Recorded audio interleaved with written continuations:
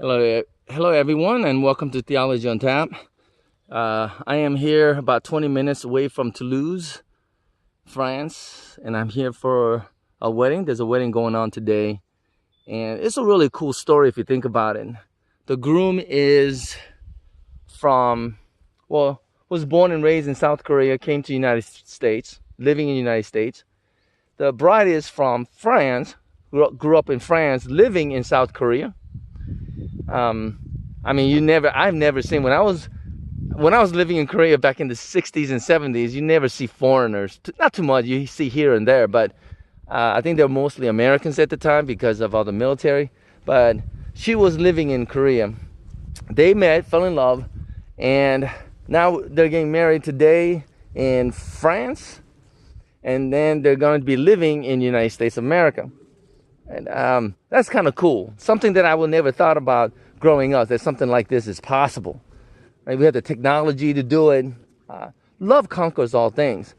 Rabbi Gaffney have said that definition of love is union of opposites. And I really like that because, there's so much difference between male and female. There are cultural differences that we have to worry about.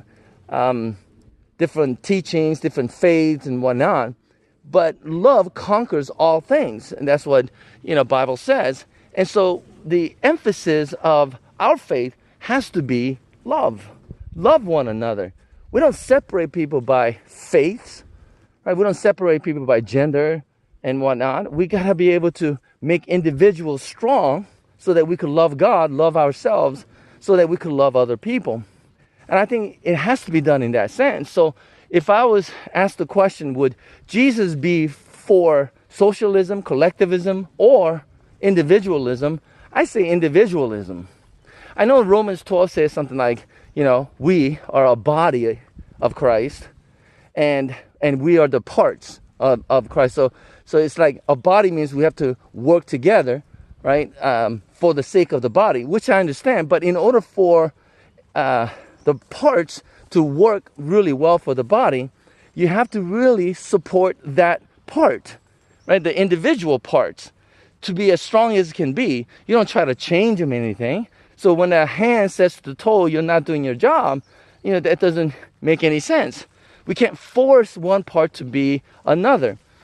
The individual right, I think, is very important.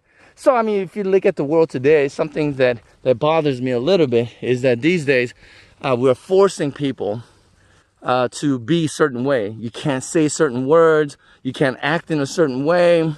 You have to believe in certain things, right? It kind of takes away the individual freedom. And I think that becomes somewhat of a problem.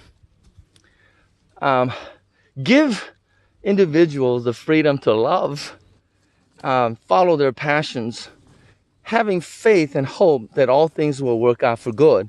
Let the individual parts be strong, and then the body will be strong. I think that's really important.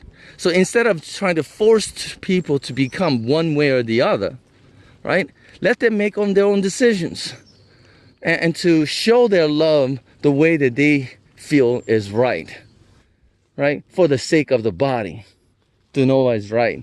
Because if you fight for collectivism, then you're going to be hurting a lot of people, right? You're going to take away a lot of individual rights that people have. So love, give people the chance to just love. And something as beautiful as this day will happen. And I'm just living a dream. Thank God for fulfilling the law by giving us Jesus and giving us love that fulfills all things, right? Love one another. God bless you, and I'll see you next time. Look at this view, isn't that great?